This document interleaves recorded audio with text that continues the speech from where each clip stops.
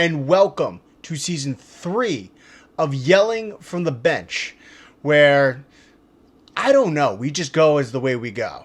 But it's great to be back. If you haven't watched an episode of Yelling from the Bench, this is kind of what we do, or just what I do. We pick the most unusual and crazy stories that you'll see in the world of sports and pop culture. Of course, this past Saturday, we had one of the biggest heavyweight matches, probably in the last century. Deontay Wilder versus Tyson Fury. And here are just some of my takeaways from the fight. First off, Tyson Fury, I wasn't sure if he was heading into a boxing ring or he was competing in WWE's King of the Ring.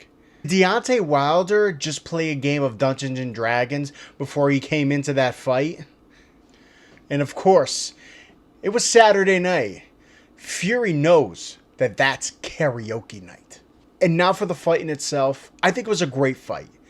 Obviously, Fury dominated that fight for the most part.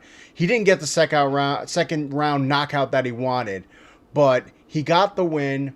He is the undisputed heavyweight champion. And I'm hoping that there is a Fury Wilder 3. I think this absolutely invigorated an almost dead heavyweight boxing division. One of the most historical divisions in sports, in boxing period, and just in all sports. So I'm hoping that this rejuvenates the entire heavyweight division. And you've got Anthony Joshua waiting in the wings. I think I would like to see a Fury Wilder 3, but then again, maybe we'll see a Fury Joshua before that. But I think that this is the return of the heavyweight division. Most of us do dream of being an athlete. And for most of us, that dream dies pretty quickly. But I think for a lot of us, we still keep that dream inside. And most of us will never, and I mean never, get that chance. I'm sorry, middle-aged man that thinks he's good in his beer league softball. The Yankees aren't calling you. But for some, it actually happens. David Ayers, who is an AHL Zamboni driver for the Toronto Marlies, actually was the emergency backup goalie for the Carolina Hurricanes the other night against the Toronto Maple Leafs. And not only did he get to play in his NHL debut at 42, but he actually won. And to make this story even better, he's actually had a liver transplant. After this, I don't know how you could go back to being a Zamboni driver. I know if it was me, man, I would just be walking around all day in that gear. I'd be stopping my kids from going to the kitchen.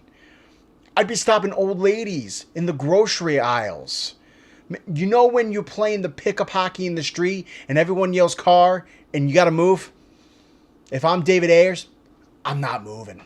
Imagine if you could have 2 really incredible, cool lives.